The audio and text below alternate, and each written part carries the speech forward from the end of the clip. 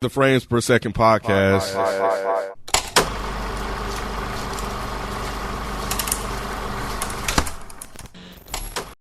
Yo, what's good, everybody? Welcome to another Frames Per Second podcast episode.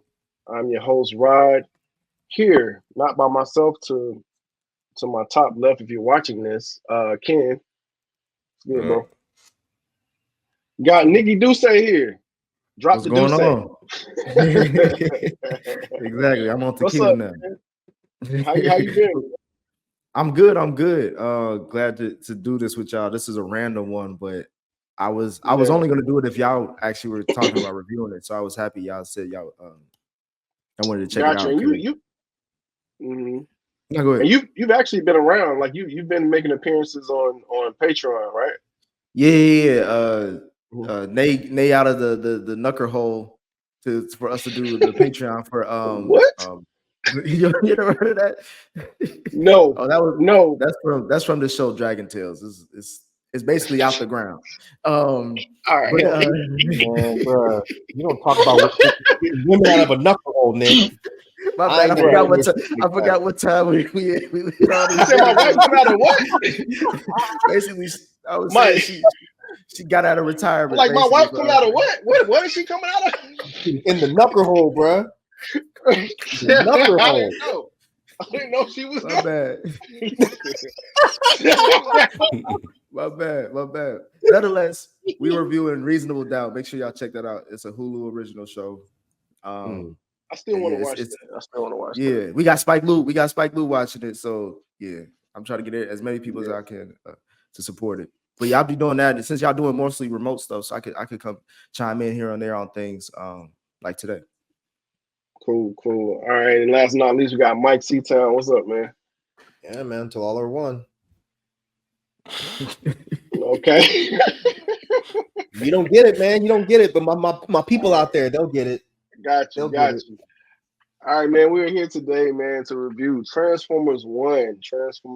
Man. I actually reviewed this with my son on Patreon. So if you're a Patreon supporter, you were able to see, like, I got like an early access to it. So I was able to see it like a little bit before it came out. Took my son and did like a little quick recap. It's not like a full review, but it was like a quick recap of it. And in that, I was like trying to, urge y'all to tell them to review this, and here we are. We're here to review Transformers 1. What I was going to say, and if you want to follow us on Patreon, make sure you do that at patreon.com/frames per second. You can see things that we're doing over there. And then also our YouTube page, which is youtube.com/FPS podcast. So yeah, if you would like to follow us there, make sure you do that. But yeah, man, we are here to review Transformers 1. It came out just recently. It's directed by Josh Cooley.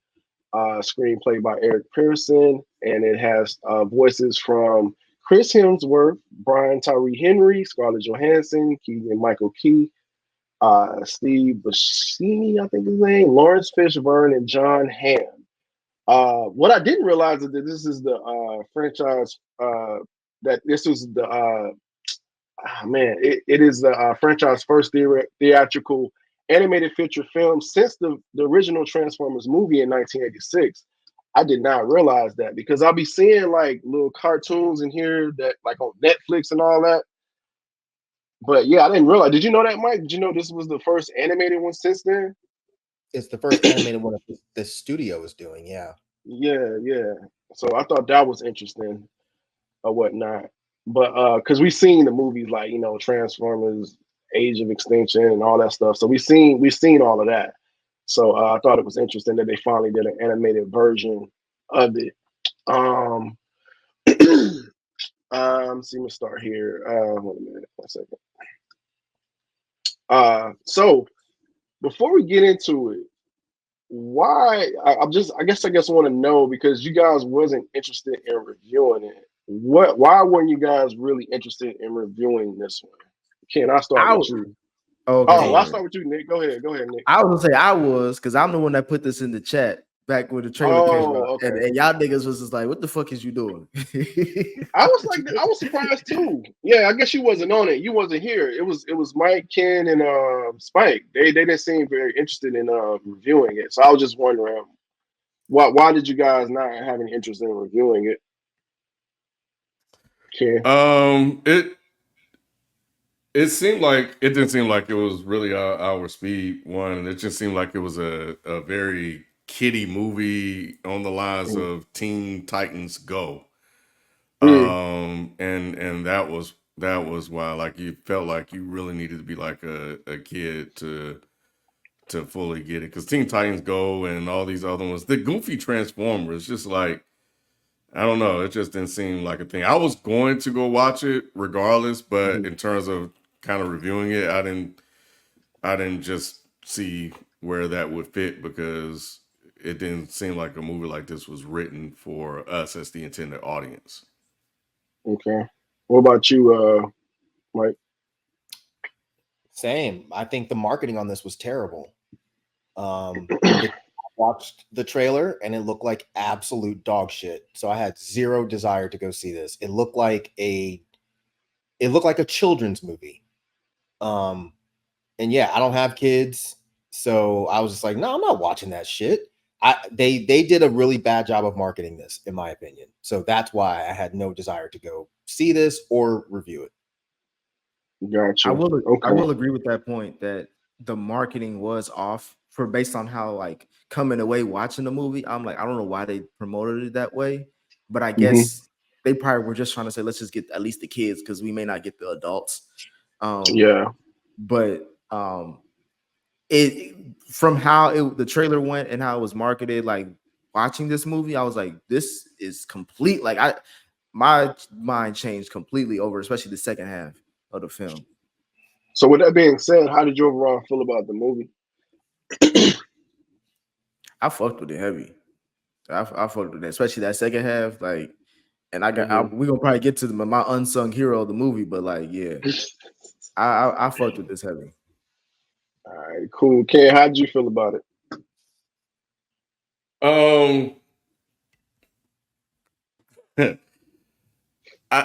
I don't know, man. Like, I got so many questions, bro.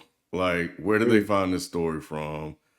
You know, were they ever really friends like that? Like, homies, you know, this whole minors thing. Did they just make all this shit up? Because they have a lot of comic books out about Transformers. So, is this canon? Like, what, or are they just trying to create their own world and start building out this whole Transformers franchise like we see so many others doing? You know, definitely the first good portion of this movie, bro, I was on my phone. I was like, this just, it was way too goofy and silly. And it was just so unbelievable.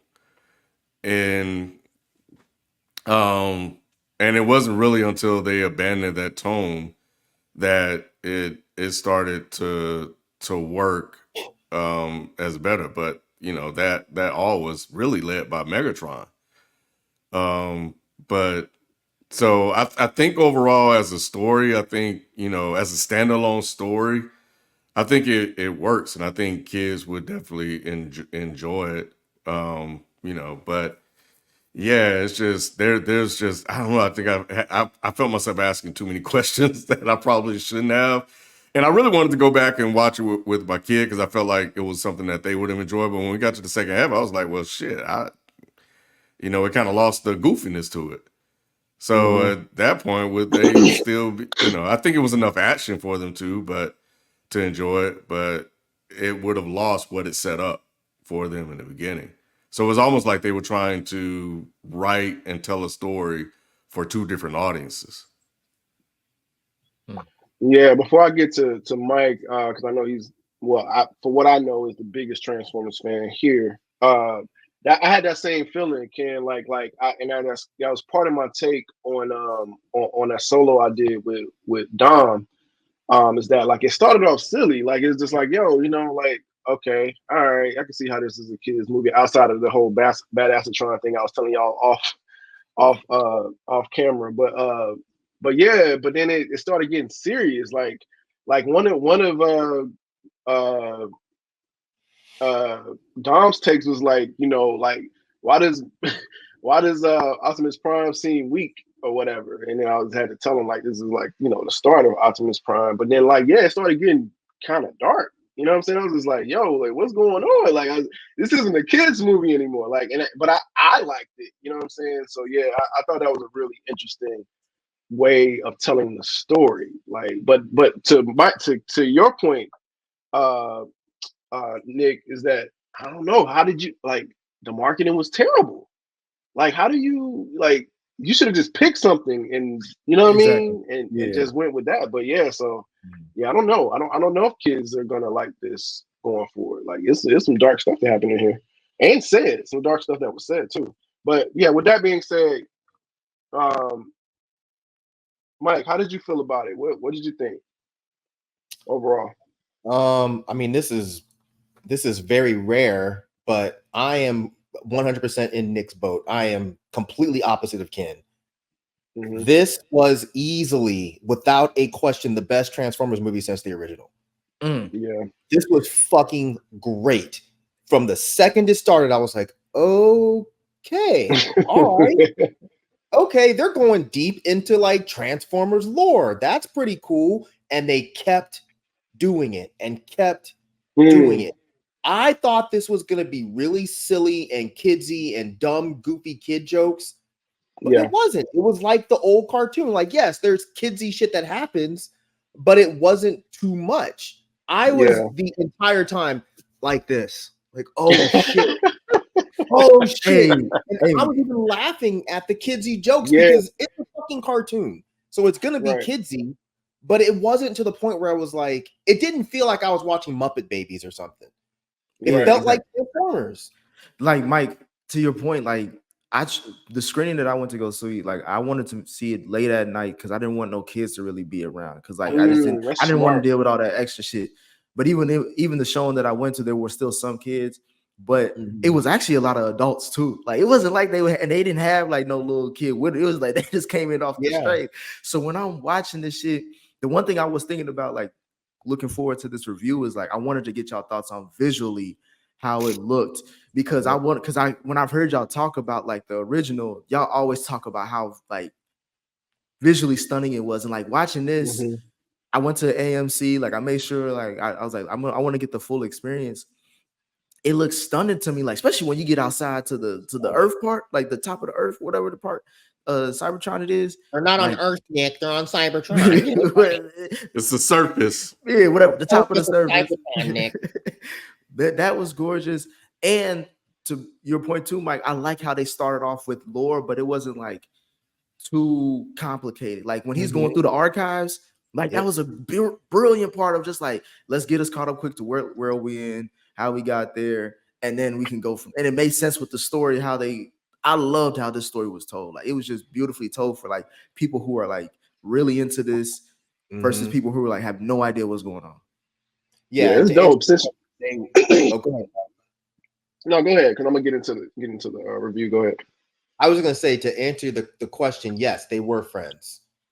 They were friends. They worked in the same I don't remember if it was the same mine, because I don't think he was a miner. But there is an entire story about how they were buddies, and it wasn't even just like close friends, like they were like brothers. So that's why their rivalry has been so intense over the years. But them tapping into that, and them tapping into like Optimus wanting to understand like where this stuff comes from, and him being a sort of archivist, I thought that was, yeah, man, this was one of my favorite movies of the year so far. I was like, holy real talk. Like I can't wait. Like I'm glad that you said that, Mike, because I was thinking, I was like, coming out the theater, I was like, bruh, I can't remember. I don't have 10 movies that are over this, like this feeling of like completely satisfied, and like I wish I could spend a little bit more time. And it was $145. It got you in and out, like it's perfect. Like I love movies like that. So yeah, that's why I didn't want to overhype it, Mike, because I just wanted you to like. I'm like, dang, I don't want to overhype it. I don't want to talk about it too much. But that's why I said, man, I think you should see it. I really think you should see it. Like that. That's why I was saying that. I was like, man, I think you would appreciate it. Like I really did. So I'm glad you did enjoy it. But They, so let's they're get into it. oh, sorry. Go ahead. I'll just say let's get into it, man. So Yeah. yeah, they're not on Earth, they're on Cybertron. So there's Intergun Miner Orion Pax, which I thought was a dope name. I didn't know, I don't know the backstory of Transformers like that. Like I didn't know that was his original name, but like he That was sneaks his name. into yeah, that's that. It's a really dope name. I like it. And then and that had kids confused too. Like it was like, why is his name there? I know Don was confused from the jump, man. So yeah, he sneaks into an archive and watches recording about the creation of the 13 primes and who were said to have perished in the war with the alien. How do you say their name? Quintessence? The Is that how you Quintessons. say it? Quintessons? Many Yep. years ago with the mystical artifact known as the Matrix of the leadership being lost in their battle. So yeah, how did y'all feel about this opening? I know you kind of mentioned it in the beginning, him being an archivist and things like that. I thought it was personally dope. It just the music and everything, it just didn't feel like a kids movie like that from the jump to me.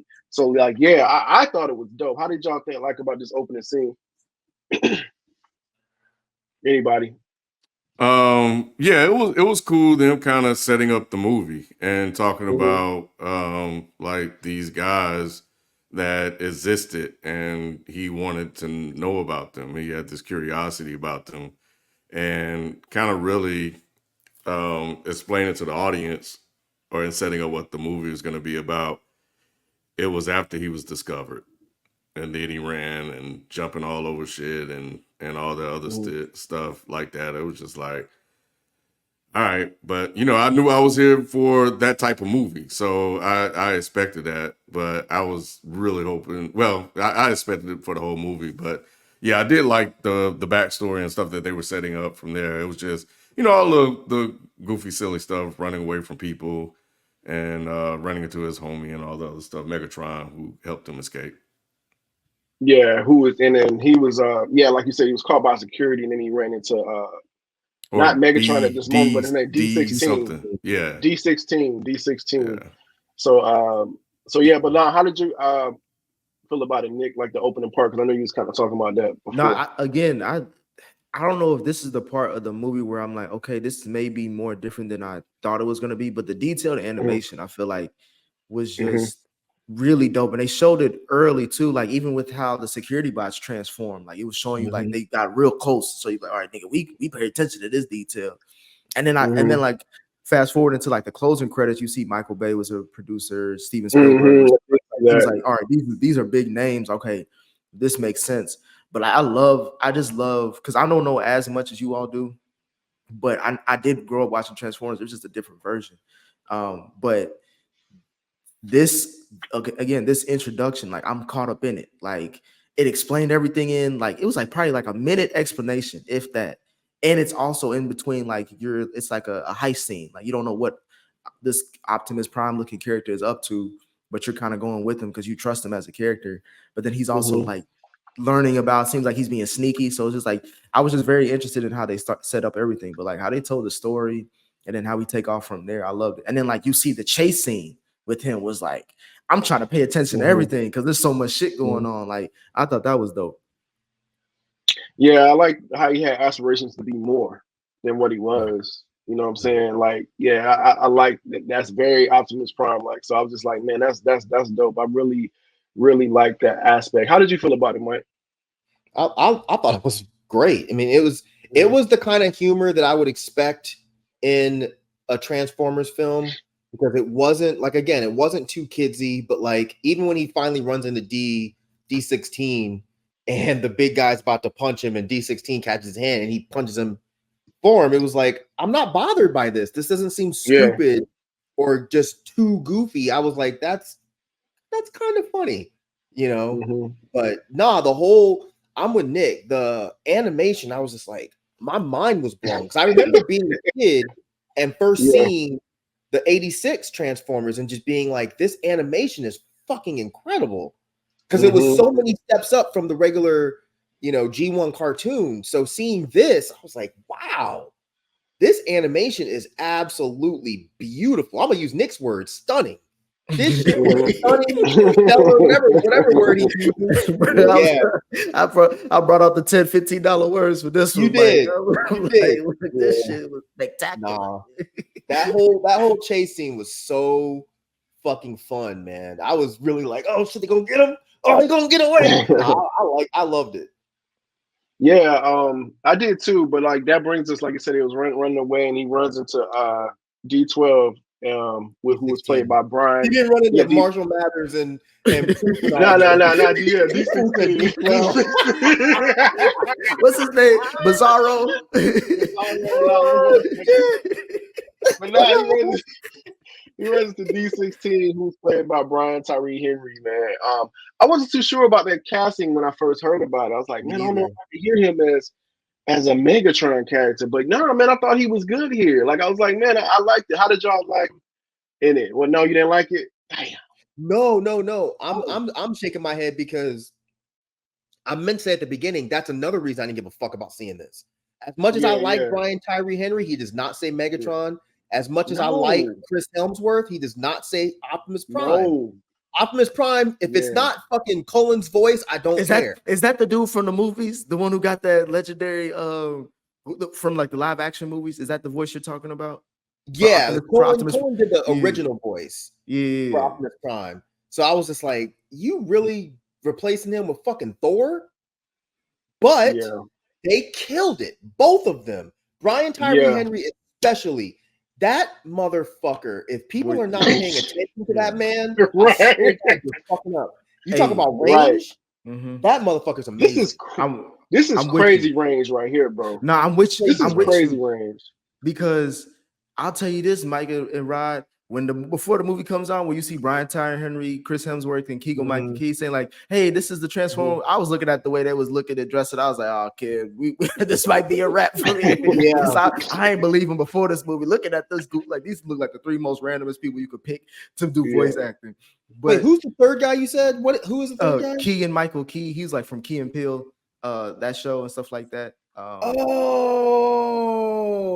didn't know who that was. I kept meaning to look him up. Yeah, because and I was surprised they gave him Bumblebee because I'm like, wow, that's a big character, just to certain fan bases. But Brian Tyree Henry, this is my unsung hero of the movie. I fucked with Megatron throughout the whole movie. He wasn't wrong to me. You know what I'm saying? I was on his side the whole movie because I love his voice acting. Like he went from very colorful to menacing. And it fit the tone of the movie so bad. It was like he went from Steve Urkel to Stefan. Like it was like this nigga was like he legit had a full character arc, and you understand and you felt everything he was dealing with. Like because at first I was like, what the. He took me on a roller coaster ride as far as like I was like, bro, I'm with Megatron. Fuck with Optimus. That's what they finally got right. They finally got the story right. It's been 30-something years. You finally, or longer, 40 years, I guess. And y'all finally got the fucking story right. It's ridiculous. It is ridiculous when you see it. Like it's kind of like when we saw like Spider-Verse and all that stuff. Like it was like, man, this is. I think this is what we've been wanting. But like, so yeah, man, like we getting like we really into this. So like meanwhile, like Sentinel Prime, he's the head of Cybertron, and he speaks about fighting the Quintessons. Quintessons. Quintessons. And finding the matrix of leadership, the absence of which was called Cybertron Energon Rivers to dry up, which is Cybertronians need to survive. So yeah, like this is where Sentinel is introduced. What was y'all feeling about him when he first appeared? Did y'all think he was a bad guy, or y'all think he was for the people? Like, I knew something was up based off of how he came off. Because first of all, I don't know y'all, Rod. This is me putting. I guess I'm digging too deep in it. It came off like a slave movie in certain parts of this, like because it was just like they mining for somebody who was like he's supposed to be this big hero, like he's supposed to be negotiating, finding this thing, but they have to do this work in order for him to do so. It came off like the scene really was, I'm not to jump ahead. The scene was when they after the race and they were talking with him.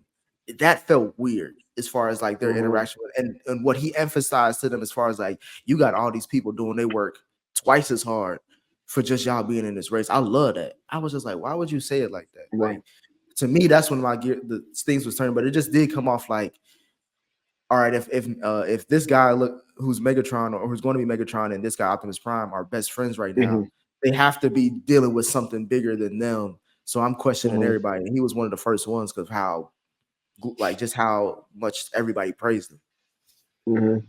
Anybody else? Any other thoughts on Sentinel Prime?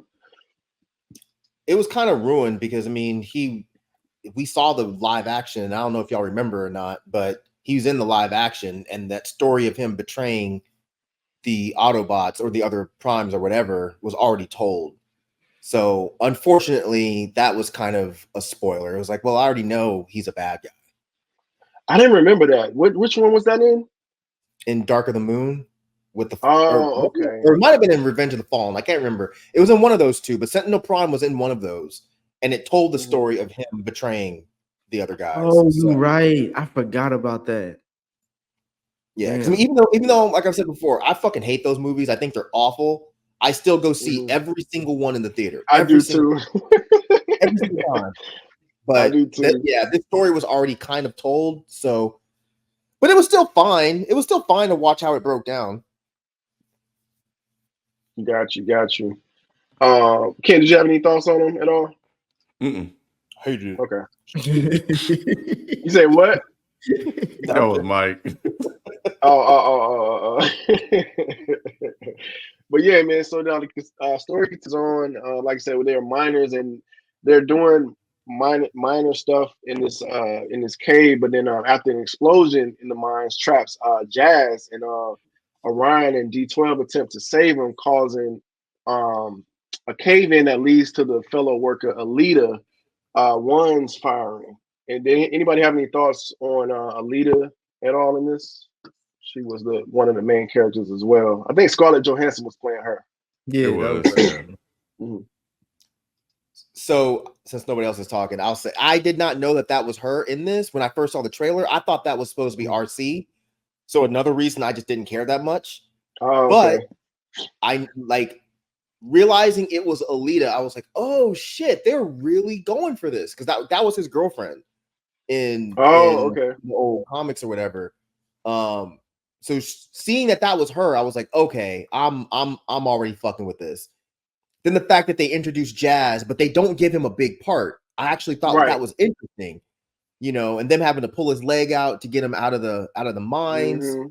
I like this whole scene. It was this callback, which I don't know if y'all caught. Were y'all paying attention to the shit that she was saying to Ryan Pax when she said, you don't have the touch? Did y'all pick up on that? I didn't. Oh yeah, I was. Are you talking about the song? Bro, yes, I fucking song, right?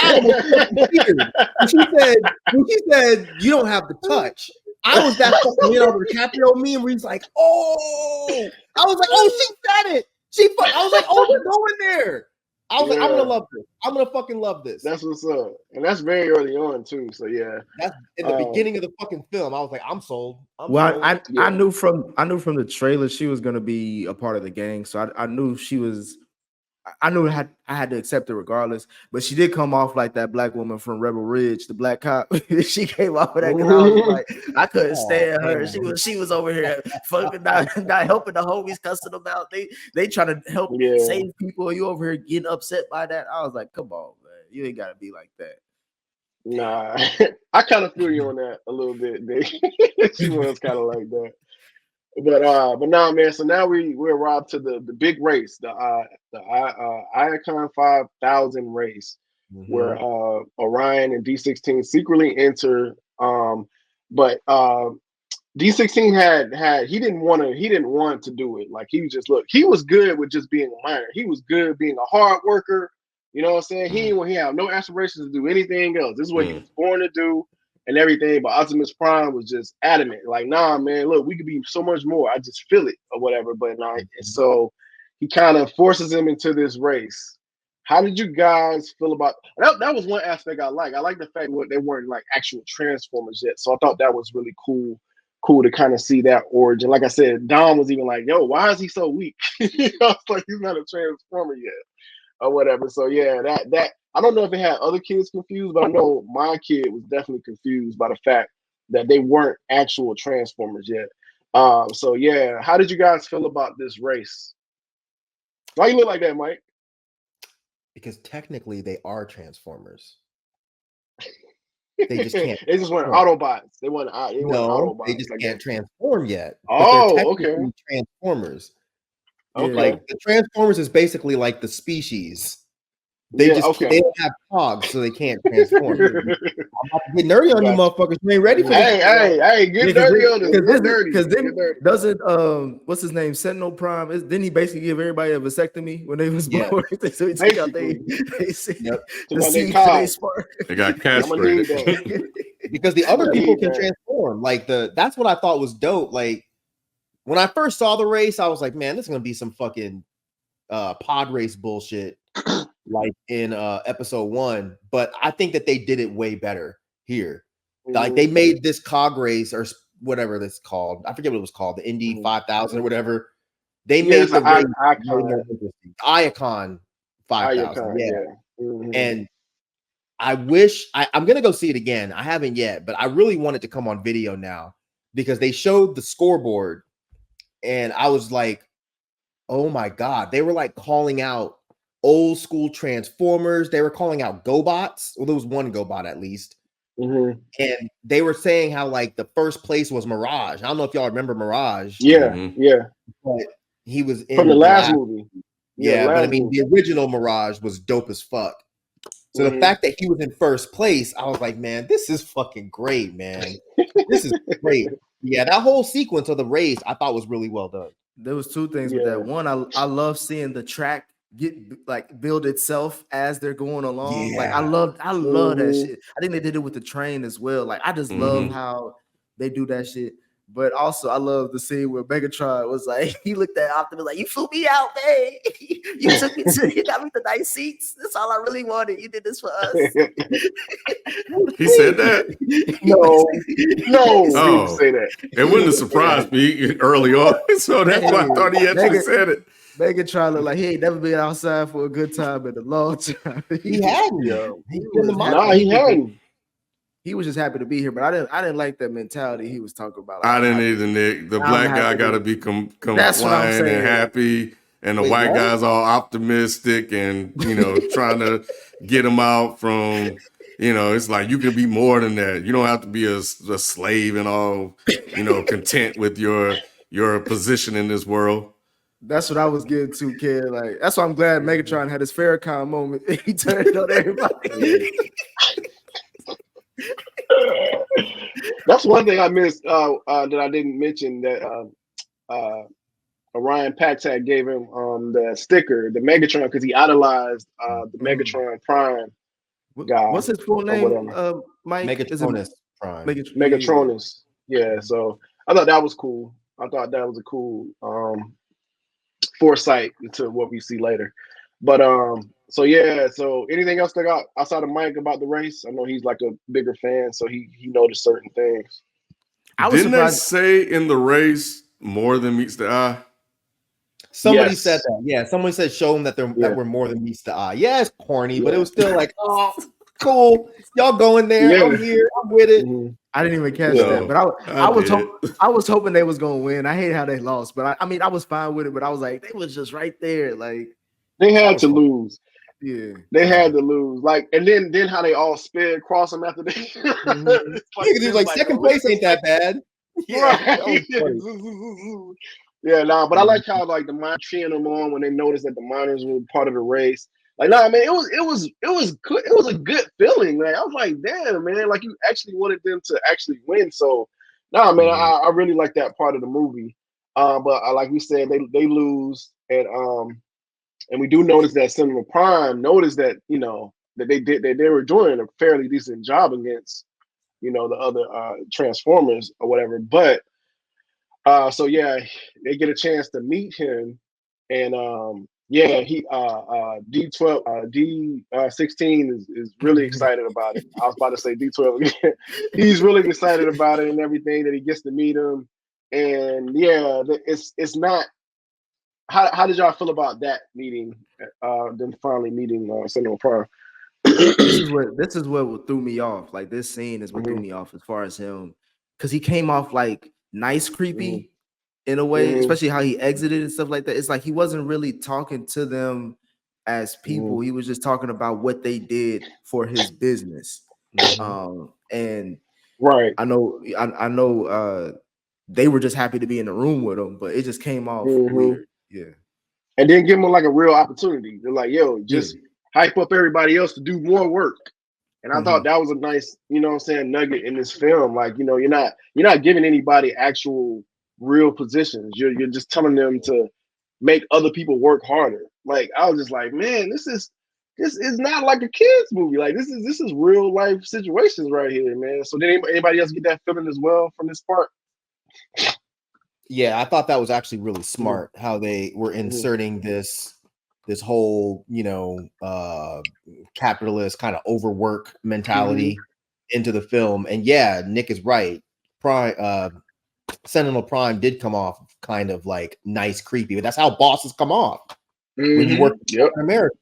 Like when I was watching this shit, I was like, God damn, they're fucking nailing everything. This feels like fucking YP. This feels like AT&T right here. Like Right. that's how they treat you. That's how they act. They try to build you up to make you seem like you're important, only so they can get you to work harder. Like there's a meme that's been floating around lately where it's like, I fucked up and was really good at my job today, and they rewarded me with more work. That's what Yes. they do. And I love that they inserted this in there. Like, I don't really care about you. I just want to build you up so you can go make everybody else work harder. Right. That's crazy. It's great, man. So no, they did a good job with that. Did a really good job with that. But then once he leaves, that guard, I think it was the guard or somebody that got beat in the race, comes back and he Oh, what's his basically name? banishes them. Darkwing. Banishes them. Darkwing. Yeah. Okay, yeah. So he banishes them to the smelting area, which is like a sub level 50, and this is where they meet B127. How did y'all feel about this scene? Because the kids were excited because you could clearly tell that this is Bumblebee or whatever, Yeah. and he's like a fan favorite to kids. So how did y'all though? How did y'all feel about B127 in this scene? Very goofy.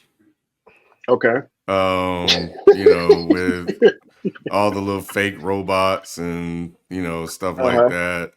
At a super sub level 50 that didn't exist, and stuff like that. Overly excited, didn't realize his situation that he was in, but very content with it and talking to these fake people and just really honestly happy to see somebody, have somebody to talk to.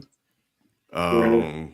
So yeah, but we still in the goofy part of the movie, so they still lean in, and it made sense because you had Keegan doing the Keegan Key or whatever doing the voice, and when I saw that, I was like, oh, they went and got the right one to do that because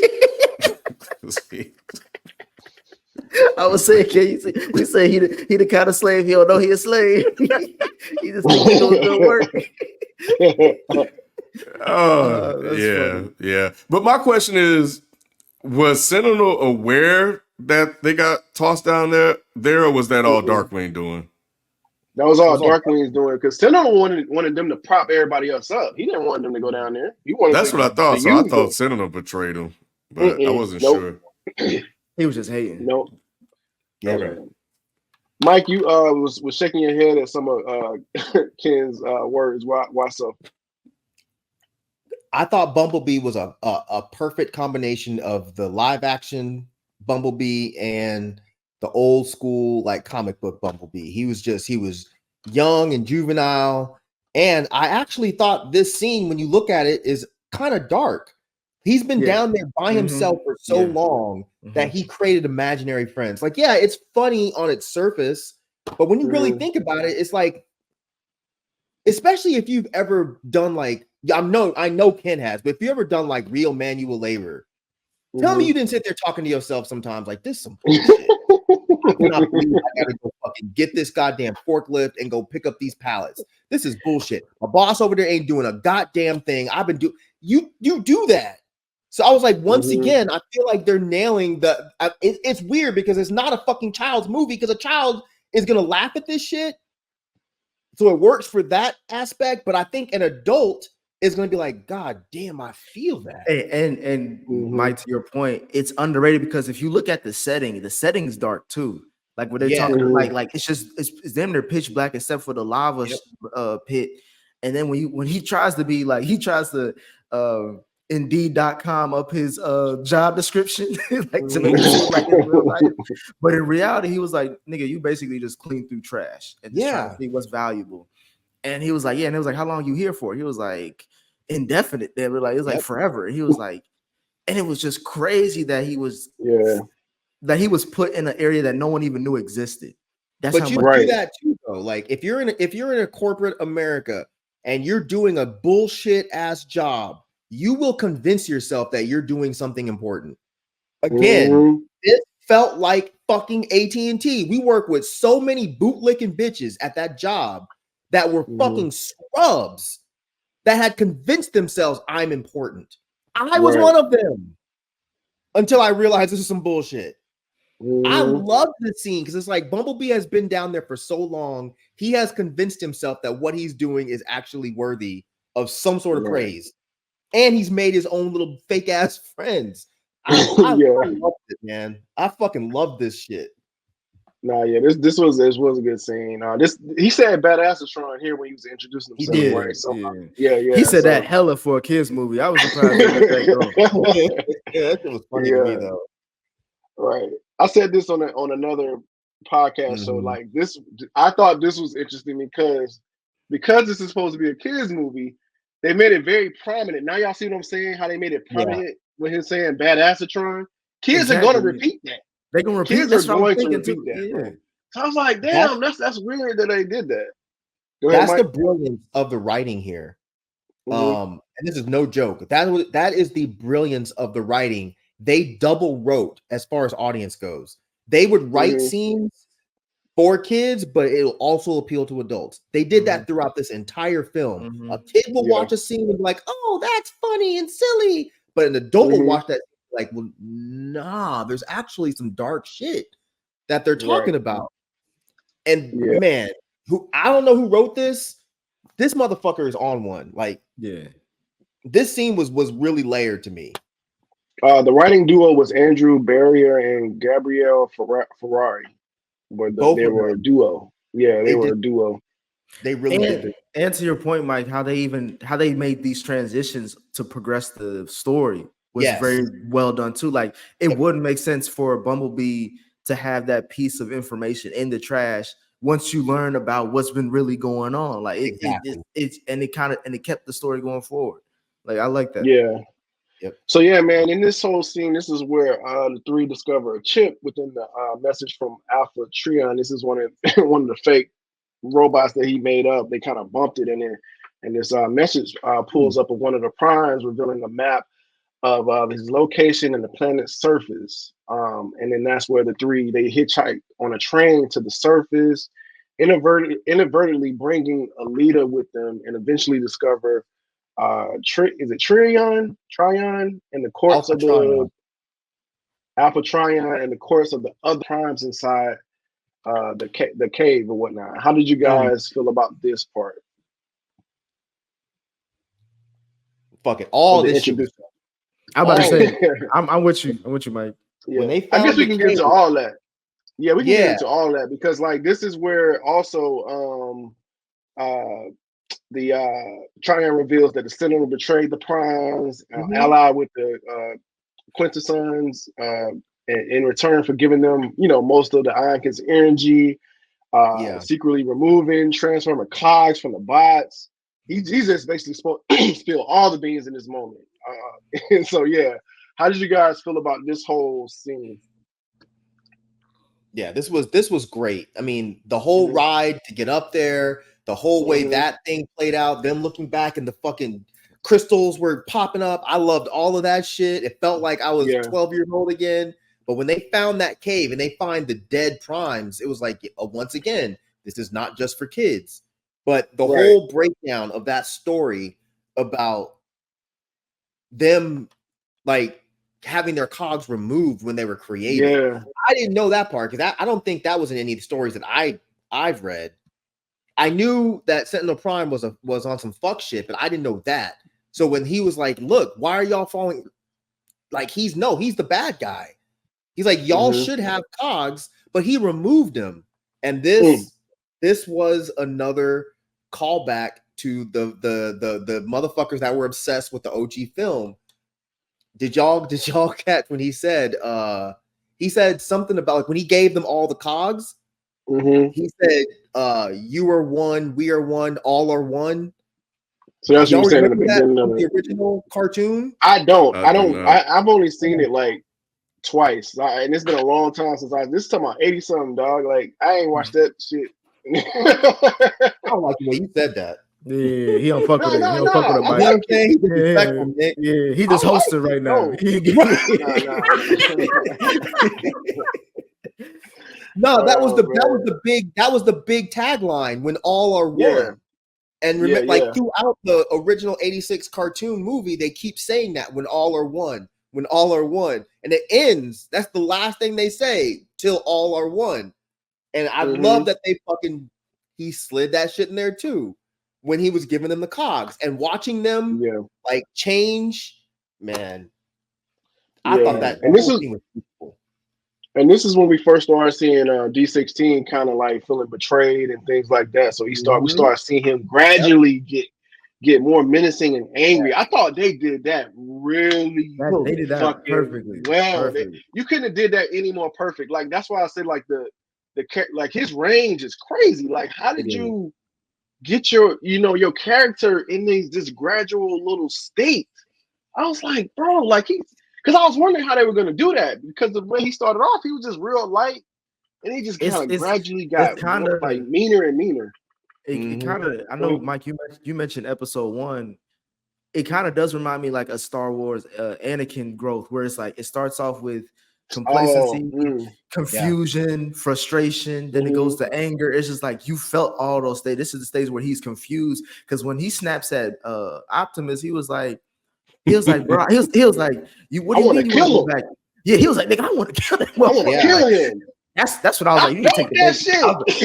I looked at the theater. I was like, the babies need to go home now. This is I was too. Real one. I looked at Dom when he said that shit. I looked at Dom like, oh golly, because the way he said it, and they like was like, oh shit, nigga, all right, nigga, yeah, all right.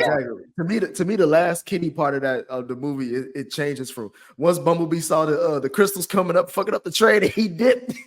I was like, it's like that was the last kitty joke, and then everything else moving forward is like, this is an adult themed ass movie.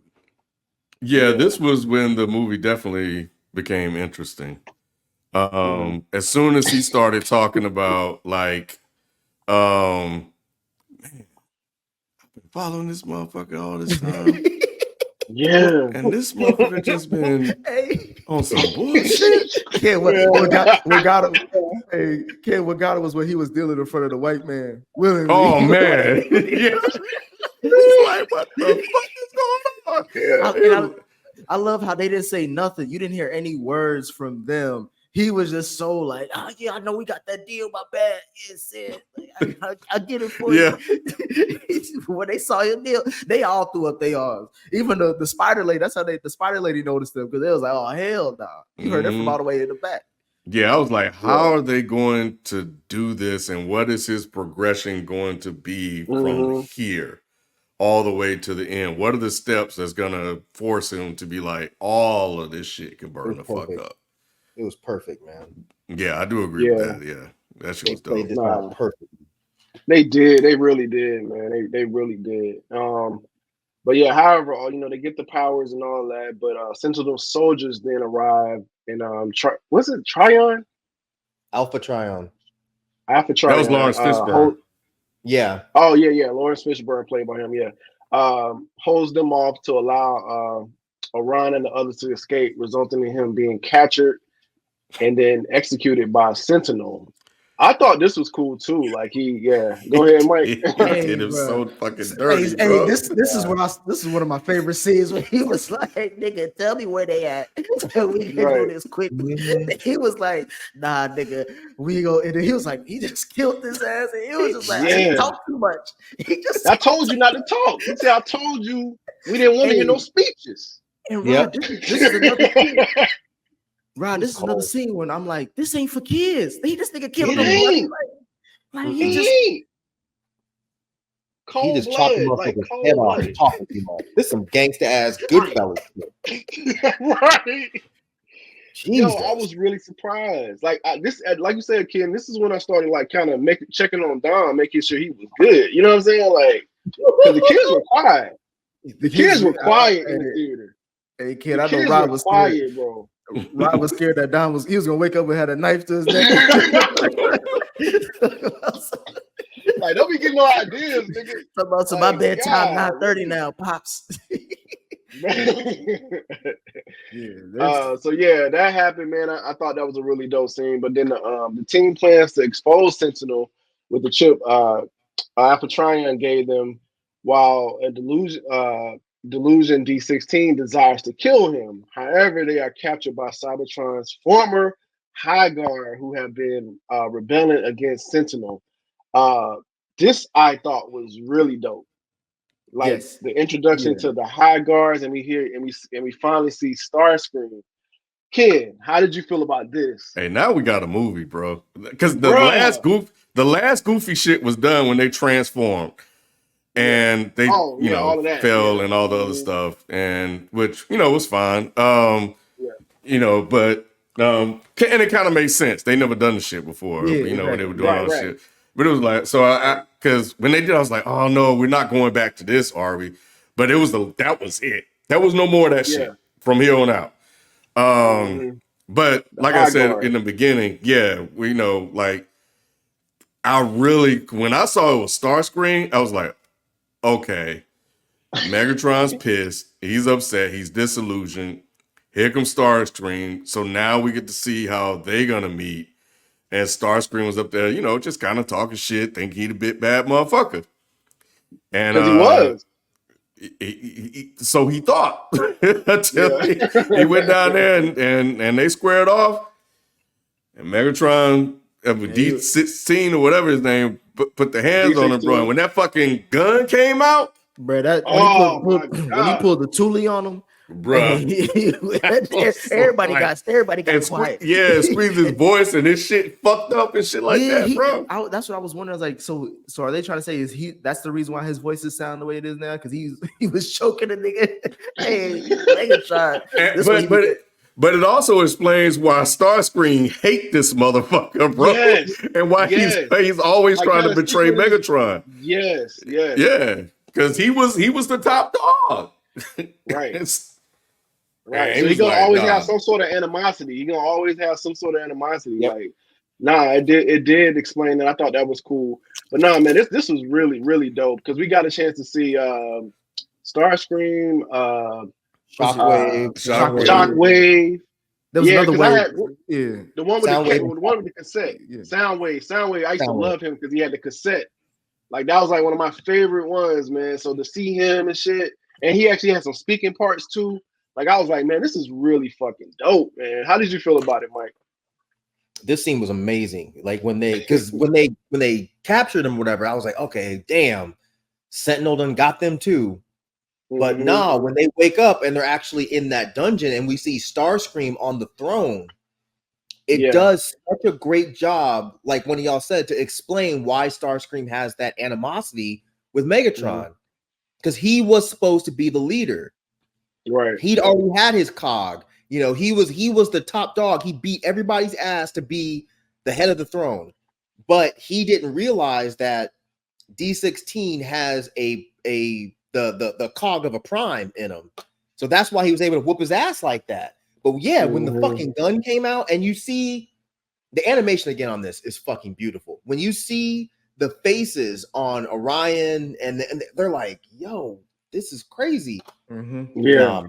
This whole they're like, calm. They were trying to tell him to calm down. They're like, bro, okay, all right, calm down. Yep.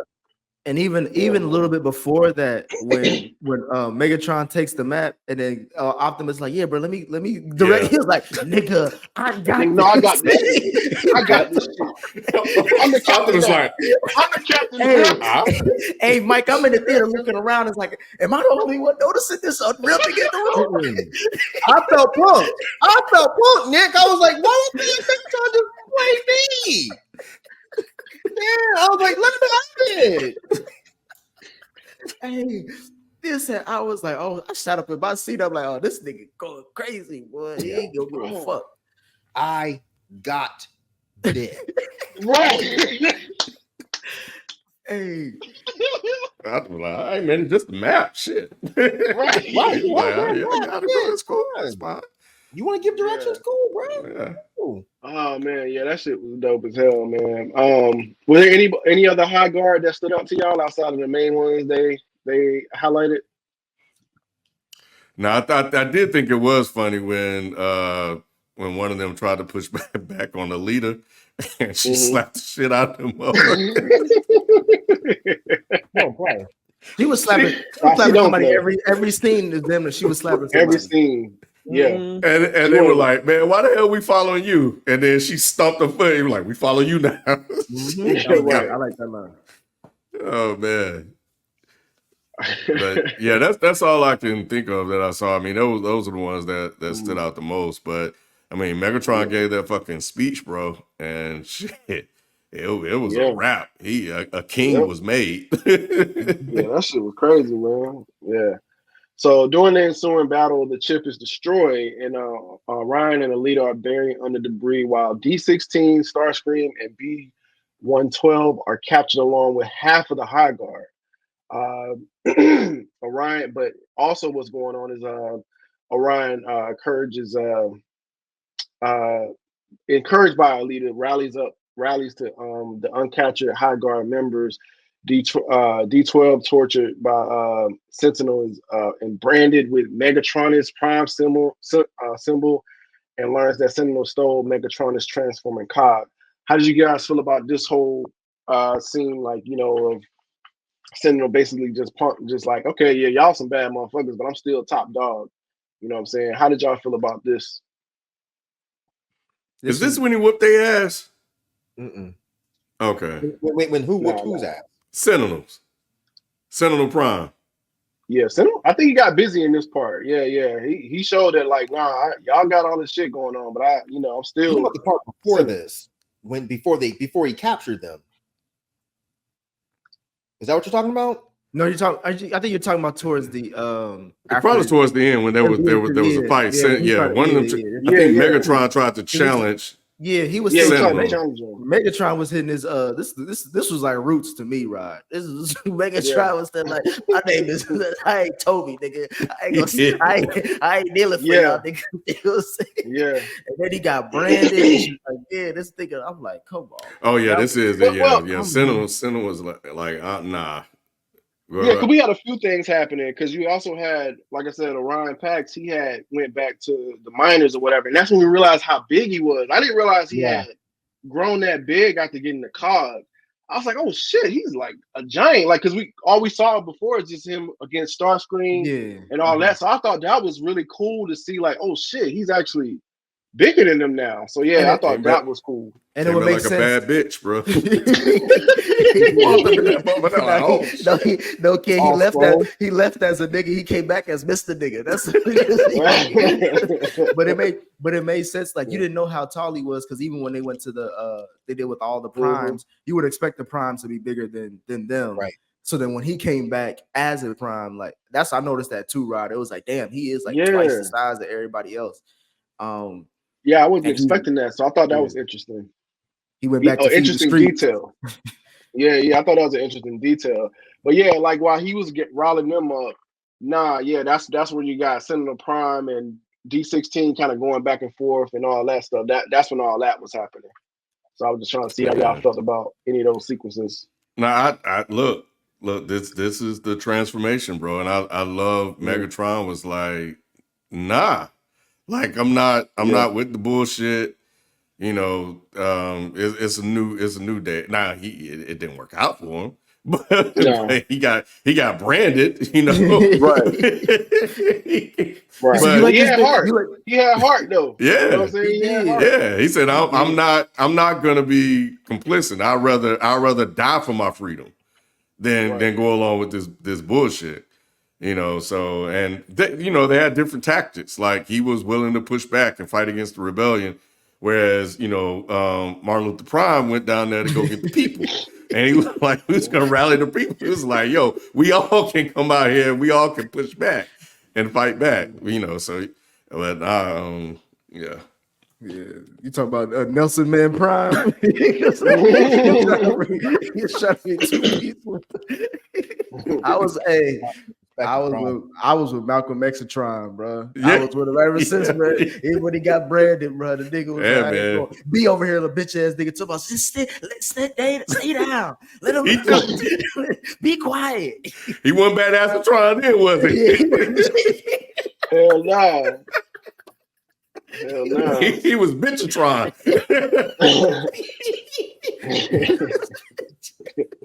Hey, Y'all are fucked up. I know. That's what I was thinking this time. At this point in the movie, I was like, bro, I'm with Megatron heavy, bro. I was with both of them. I like that Orion had riled up the miners and whatnot, and just gave them hope as well. So yeah, I like that. But how did you feel about these sequence of things, Mike? Well, Go ahead. before we move on, we kind of skipped over like that sequence where they were captured. Mm-hmm. That fight sequence was fucking incredible.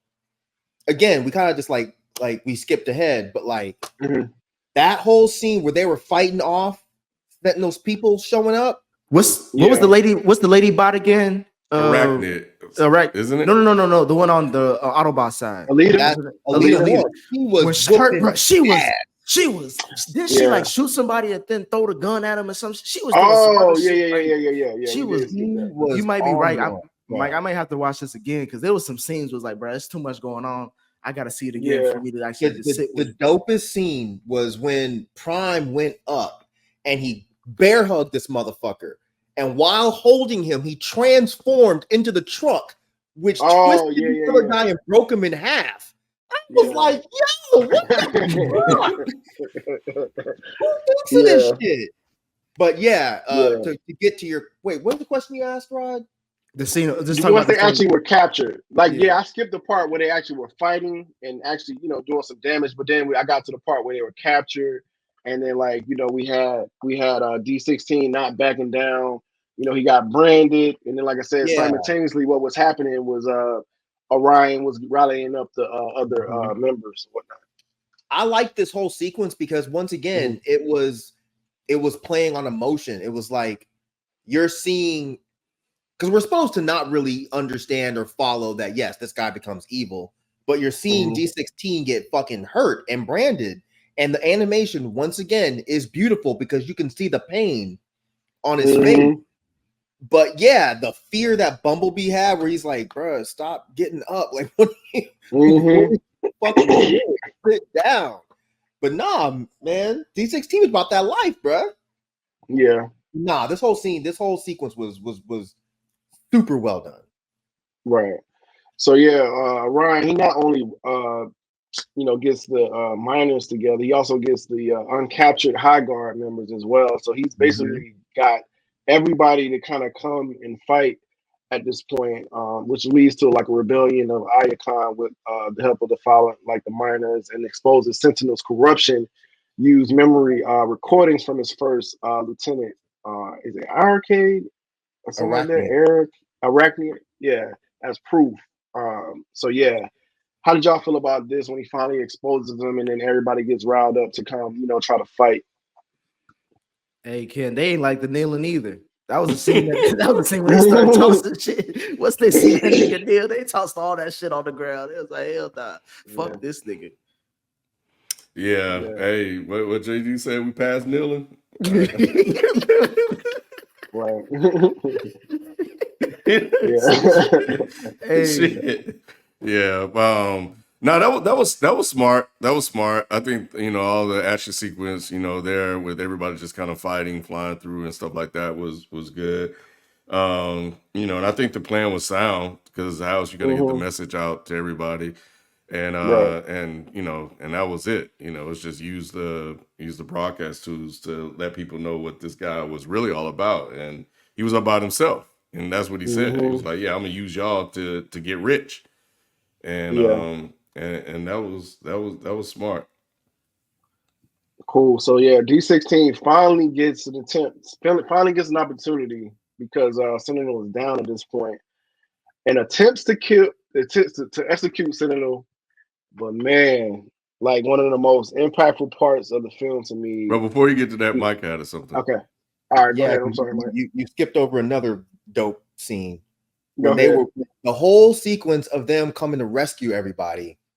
We are watching Prime do work, and this was like the Yeah. beginning of watching the badass motherfucker that Prime becomes. But Mhm. there was another incredible callback when I don't remember who was about to get shot, but someone was about to get shot, and Prime shows, or Pax or whatever, shows up and has this slow-mo shit where he jumps in the air and he has his leg up and he shoots him.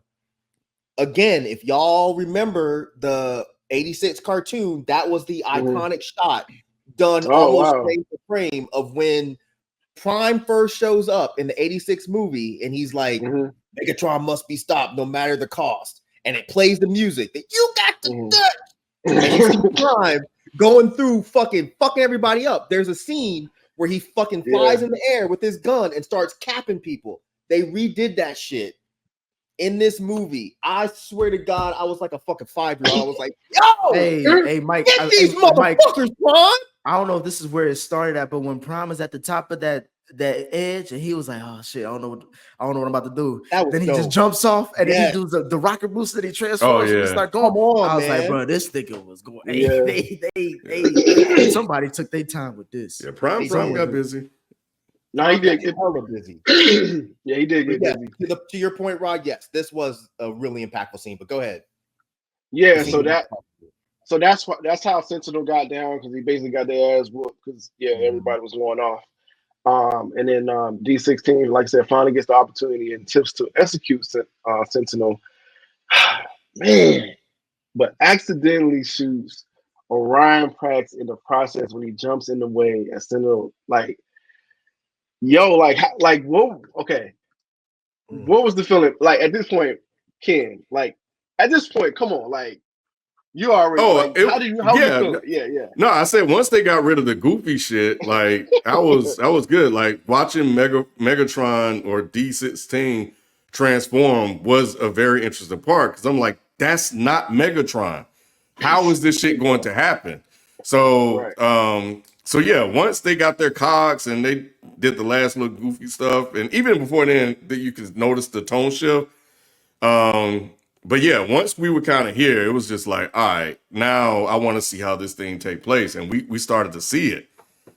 Man, when he shot that motherfucker, and that motherfucker had a hole in him, bro, and they Bruh. were so No. fucked up, and having us look through his camera through his body, I was like, yo, they didn't have to do him like that. Hey, But this, nah. when this motherfucker when he was holding this motherfucker, because you saw the last glimpse of friendship he had. Yep. But then he realized this is a weak motherfucker, bro. So he was like, "You gonna get us all killed?" He said, "I'm not doing it." And you can see the eyes started to change color. Yeah. And when he looked down, I said, "Oh, these motherfuckers about to turn red." And the motherfucker popped back open, and it was like, "I'm good, bro." He let that See, motherfucker drop.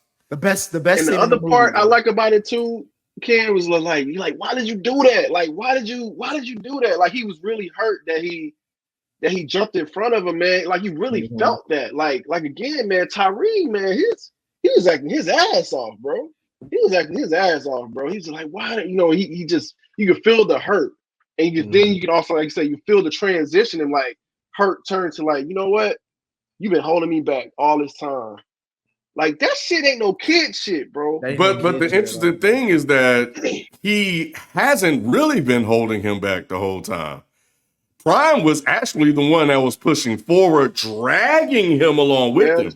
Because remember, to a certain extent. You talking about You're talking about I whole th- totality of the movie, maybe, but like once we get to this second half, that's what I'm saying. Once we get no, to no, I the, get that, but D16 was fine with this position. Prime or Pax wasn't really, right? but no, he wasn't. But to his point is like, okay, you showed me all this shit, you tell me the truth, and then you hold me back from me executing on taking this nigga out. Like, what do you? Why show me all? I think that's going back to what his frustration was with Prime when he was like, nigga, this is your fault. You the reason why, like, I'm feeling this way is because nigga, you showed me this whole truth. I was fine with the world that I was in. I got And woke. now, Yeah, I yeah, was. now that now that I'm woke, now I want to take this nigga out. Why are you stopping me now? You the one that told me that he ain't shit, and now you stopping me from taking him out. It's like you holding me back at this point. Like I'm trying I to think be. he meant throughout this whole life, though. I don't think he meant just in that moment. If you, because Mhm. like, I think they were implying that Prime is always, or Pax is always getting into some shit, and D16 always has to save him. That's what he was saying. Yeah, Right, right. Even at the beginning of the film, Gotcha. D16 has to save him because Yeah. Pax is always getting into some shit.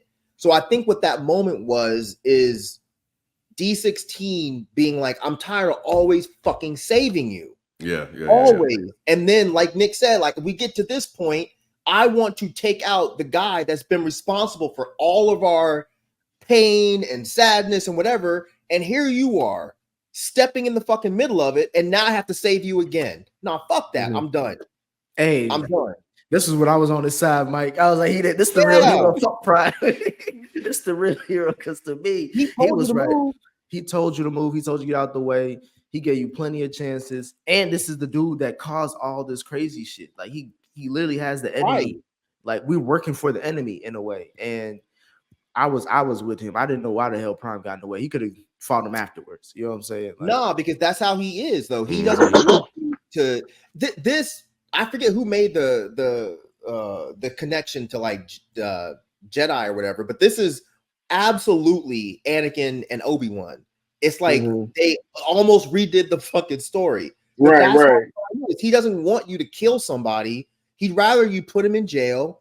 It's some Rick Grimes shit. When they caught Negan, you know, put him in jail. Right. You don't need to kill him because Prime's not really about violence.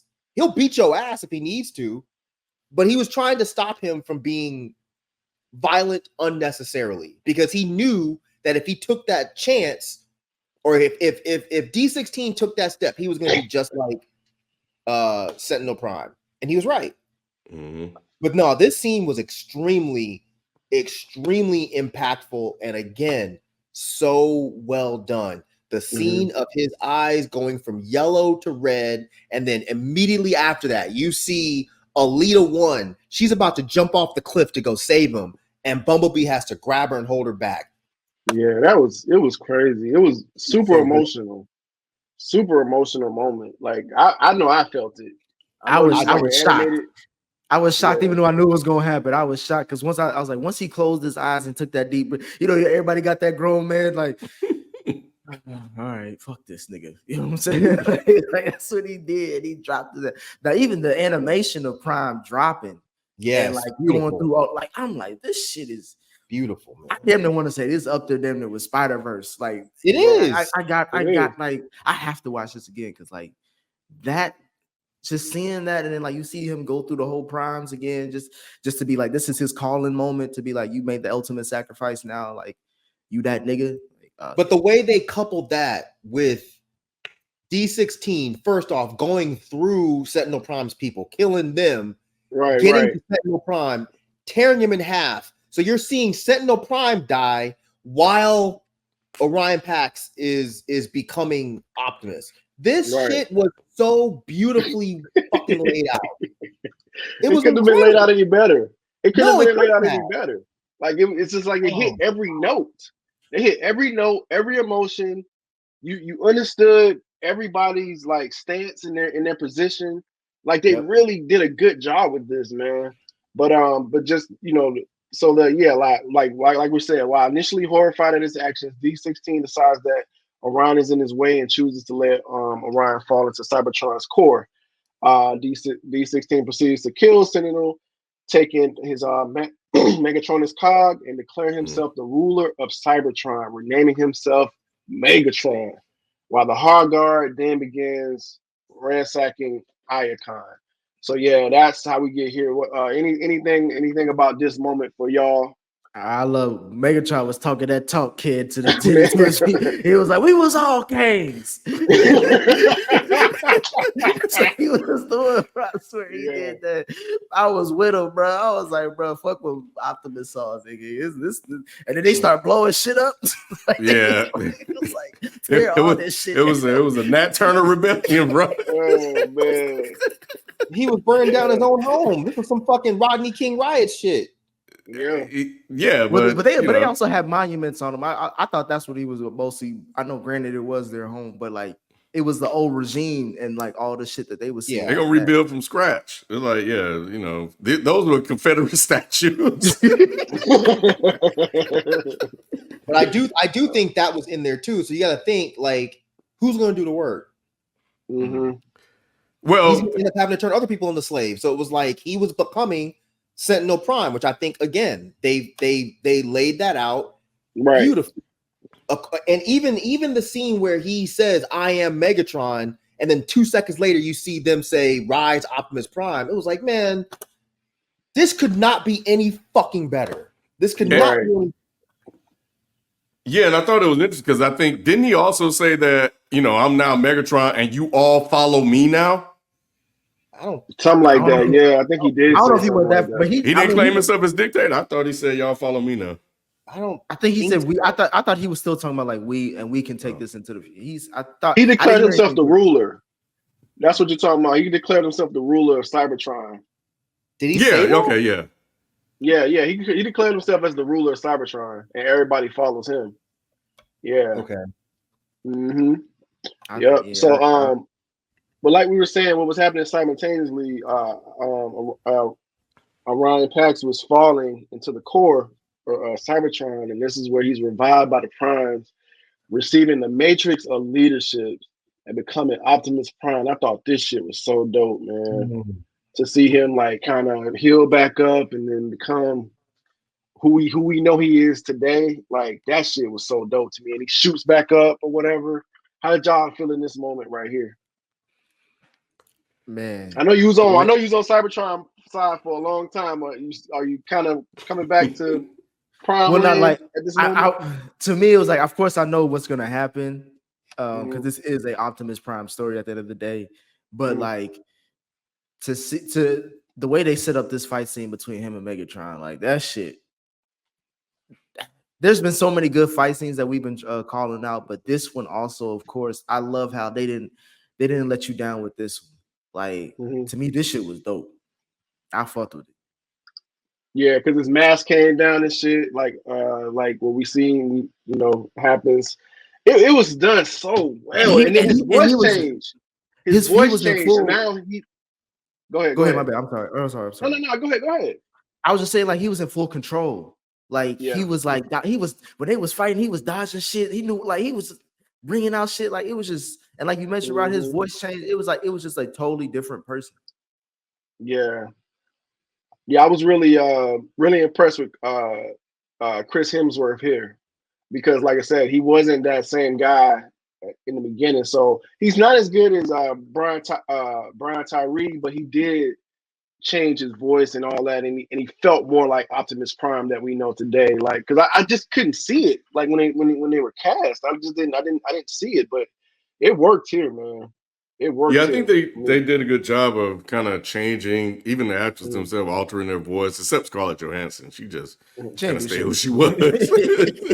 Yeah. But yeah, I think Brian Tyree was definitely very intentional about not letting, because he has a very signature sound to his voice. So, and I think even when, because I looked it up, I was like, who's playing the actors after a while? And when I saw it was him, then I was hearing it and how he kind of pronounced certain words. And then at certain points throughout the movie, I didn't hear it at all. Like, he was completely a different person. So, yeah. And even with Chris Hemsworth, like whatever effects they did to change his voice up, so it wasn't very noticeable as well. But but yeah, the transformation was complete, and it was dope seeing the Optimus Prime that we all knew, and it was almost like 3 phases that he went through, but it was like 2 physical form transformations. When he got his cog, and then of course the Prime version of him, which was bigger and even badder. Right. Yeah. I thought that was interesting too. He was already big, but he got like bigger, like you said, bigger and badder with that. And then I thought it was interesting that him and Megatron was pretty much the same size, even though he had the Matrix. I was like, damn, like, Yeah, but yeah, I Megatron don't wasn't know. ready. Well, he became the Prime's Megatron had the Prime's cog. That's So that right. was- That's right. That's he took right. it, That's right. he switched it out when he was giving his speech. Right. But So yeah, he got this bigger was, that way. go ahead. Go ahead, Mike. Go ahead. This was easily a top 5 movie theater moment. This was like when Thor picked up, or Captain America picked up Thor's hammer. When Prime came up out the ground and fucking landed, and there was that light that was like this, I was like, yo, what the fuck? How is this movie this fucking good? How is this good? And that whole fight sequence between Prime and Megatron was so well done. And I love that they didn't just have Prime whoop his ass. Yes. Like they both got busy. Like Megatron was fucking him up for a bit. Right. Until Prime harnessed all of the power of the fucking Matrix and he pulled out his classic axe. Oh, like, man. y'all are killing this shit. Like this is what we saw in the OG. Oh, that was like his like OG weapon. Right. Man, this could not have been done any better in my opinion. The only gripe I would have had is I wish this scene would have just been a little bit longer. But other than that, this shit, man, when he stood up and he fucking had the axe, I was like, yo, this is amazing. When he cut Megatron's gun in half, bro, like that shit. Yes. He couldn't do shit, but he was he was spayed and neutered at that point. They was like, all right, nigga, go, just go home. He just got up, Mike. He got up and just said, all right, you got this one. You got it this time, but I'll be back. But... right. Oh my god. This shit was so fucking dope, man. God, it was so good. It was really good. And then with that said, like he ended it after he defeated him, he had mercy on him as typical, Prime does. He exiles Megatron and the High Guard. So yeah, and then enraged that Optimus has been given him the Matrix, Megatron swears revenge. So yeah, how did y'all feel about that part? Him having mercy on him, and then actually exiling the Megatron and the High Guard. I know somebody in that High Guard was like, "Why he assuming we all together?" I thought we was all fighting the same war, nigga. You came to me for help, motherfucker. Like you go exile me. He didn't though. Remember they captured him. Prime didn't go to them. Oh yeah, you're right. Well, he went to he went to them to ask for help to go back to his crib. Yeah, he has to have afterwards. Yeah, because half of them had been taken. So he was like, "Well, do you want your people too? Cool, you got to come with me." It made they were reluctant. It made sense. I mean, I like that he was the Prime that we know, which is like, look, I'm not gonna kill you, just go. I'm gonna banish you. Y'all can't come back here. Just leave. Right. It made sense for Prime. Of course, it was a stupid idea because I mean we know where this leads, but yeah, I mean, and plus Prime still saw his best friend. Yeah, so exactly. I thought that was cool. Because I mean, this happens throughout the cartoon so many times where Prime's just like, nah, we're not going to kill Megatron. Let him go. Let's have mercy. Let him go. Even in the fucking movie, he does it. Because and now we're seeing why. Because they were best friends. Yeah, they did so well, man. And to your point, Mike, I love how they ended the movie with that. Like when he's looking off, watching him leave, he's not even. It still hasn't hit him where like an acceptance part where he's the first memory he's going back to is when they first met. You know what I'm saying? And it was like, bro, he said, you got my back, I got your back. You know what I'm saying? Like that was good. Yeah, that was a good so scene. Good. Like it was, and he was just looking. You could see him looking. Yeah, like to me, that was like that said it all to me. Like that was really dope. They really did well with this. They did, man. They really did, bro. So that brings us like to the end where afterward the Matrix restores transformation cogs to all the bots, and the Energon flows again. With Optimus christening the followers as Autobots and sending a message to the Quintessons to stay away, while Megatron renames the High Guard into the Decepticons seeking control of Cybertron. This was a really good origin story, bro. Like they really did a good job with this. I'm glad um that we decided to review it as a crew or whatnot, like especially after I saw it. Cause I don't know, man, I just had a feeling. I'm like, man, I think y'all really should see this. I think y'all should. So I'm glad y'all watched it or whatnot. So how did y'all like overall like at the end feel? Was satisfied? Yeah, like at the end of this, I'm sitting back for a few seconds and I'm like, bro, is this movie as good as I feel like it did? Because I was like, I went on a roller coaster of emotions. Yeah. That's way more action than I expected. Mm-hmm. And like good action. These aren't just action for action's sake. It was like good, calculated, and then the story was just. I was just impressed. Like I came out thinking, I'm like, bro, this should be a blockbuster hit. Like I wish I saw more people, even though I was fine with the people that was in my theater. Like I'm like, bro, I think a lot of people should check this out. So yeah, this is easily in my top 10 of the year. There was a lot of adults in there with me. When I went back to the movie Friday, I saw some parents with their kids. I'm definitely going back to watch. I want to take Miles to see it. I was going to go back Saturday and take him to see it Saturday because I think he would really enjoy it. And get a rewatch myself because that whole second half when the whole thing just changed was really interesting, and seeing Megatron's transformation into the guy that we know. I mean, I love that, and it was such a gradual process that was really built and rooted in just a disbelief in somebody that he looked up as his idol. He just couldn't believe that happened to him, and he just didn't believe in the system anymore. He rebelled against the system. So you have these competing, forces that wants to go against the system in their own way. And then Optimus Prime, is now that guy that he wants to get revenge on because he got in the way, because he eventually became the person that he was against, even though it was for different reasons when he, instilled himself as ruler. Now, and I think the other part we didn't talk about was the knife hands by Bumblebee. Yeah. Yeah, when he got those, which came in the end season when he ended up killing his fake friends.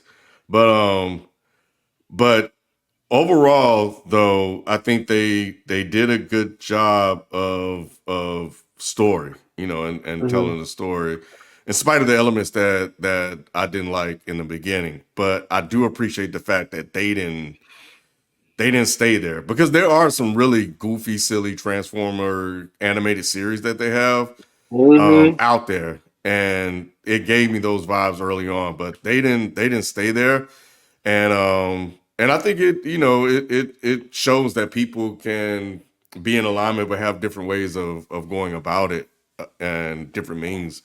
So yeah, I am definitely looking forward to watching it again, and definitely taking Miles, because I think he will really have a good time with both acts of the movie.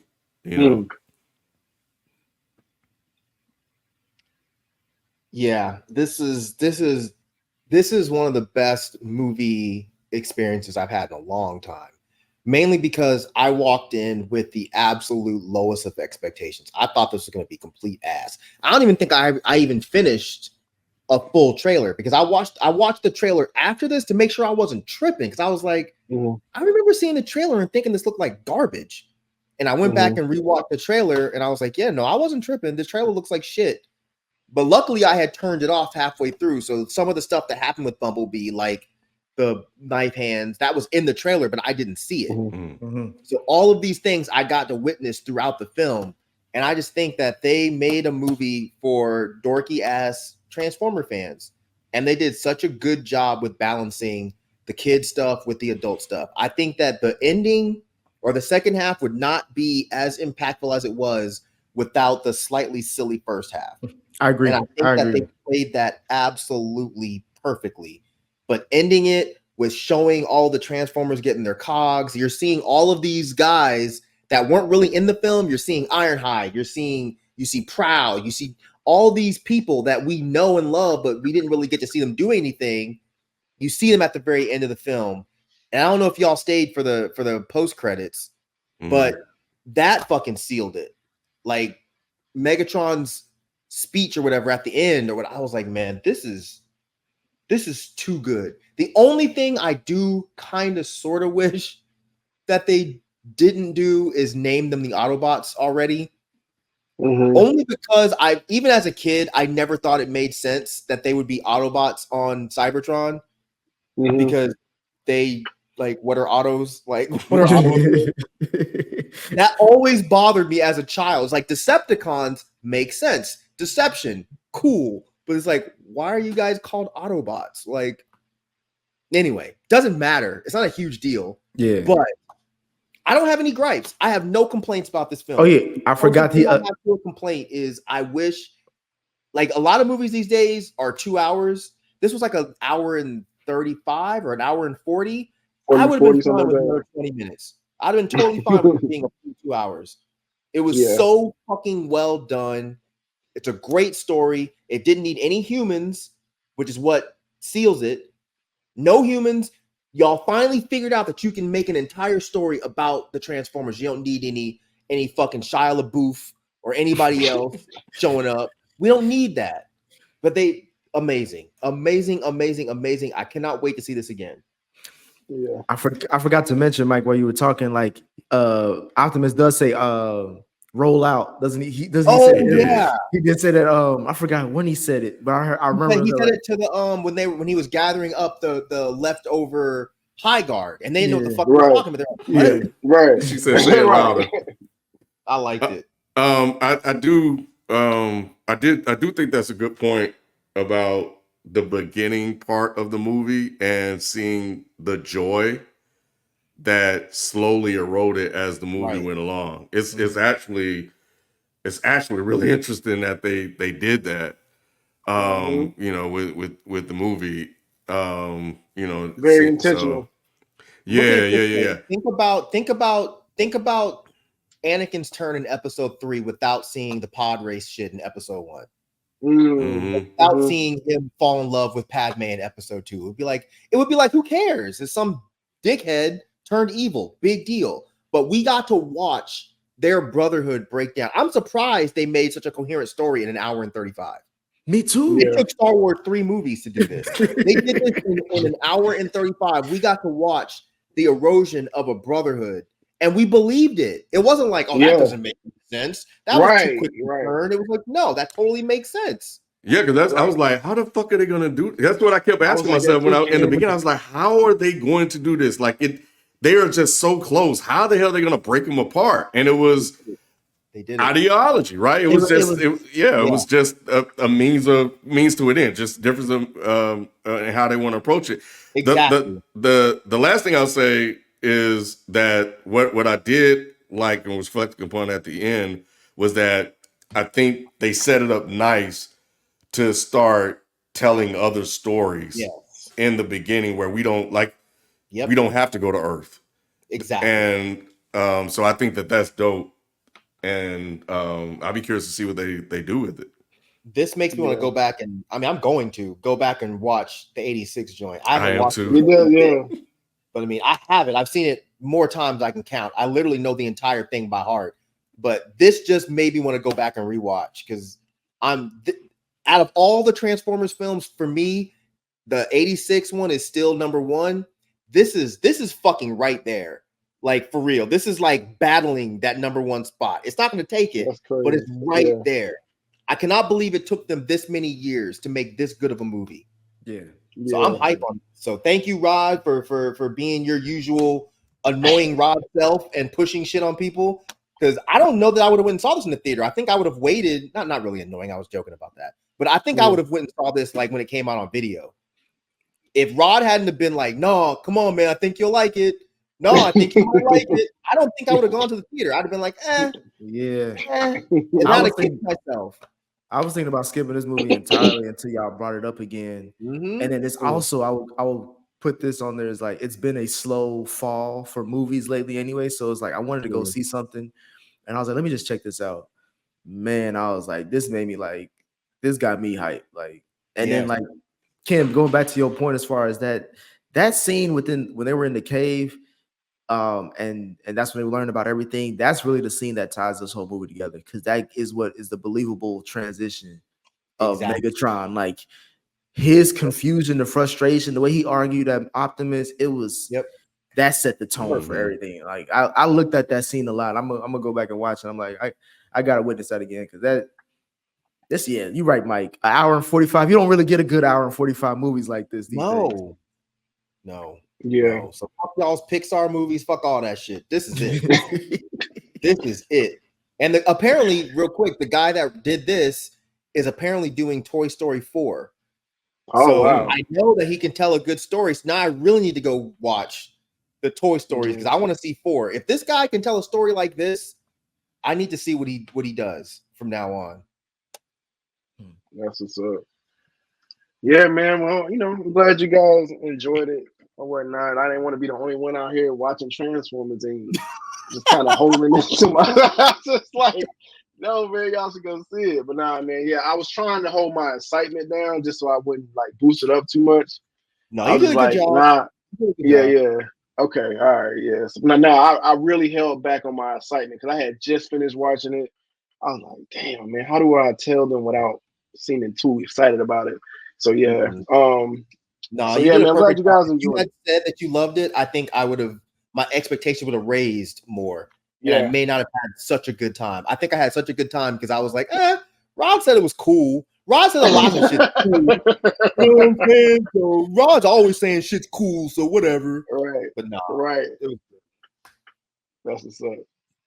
All right, cool, man. Well, all right, man. This has been our review of Transformers 1, man. If you were on the fence about going to see it, we highly encourage you to go see it. You know what I'm saying? Like it is a really well-rounded story that they did here. So yeah, man, definitely go out and check it out while it's still in theaters. Definitely subscribe to our channel, not Patreon, but youtube.com/FPS podcast. And also us on Patreon, which is patreon.com/frames per second podcast. So yeah, man. Oh, well, it's just frames per second. I'm sorry. So yeah, man, this has been another review. Appreciate y'all tuning in. Catch you on the next one. Peace. The Frames Per Second podcast.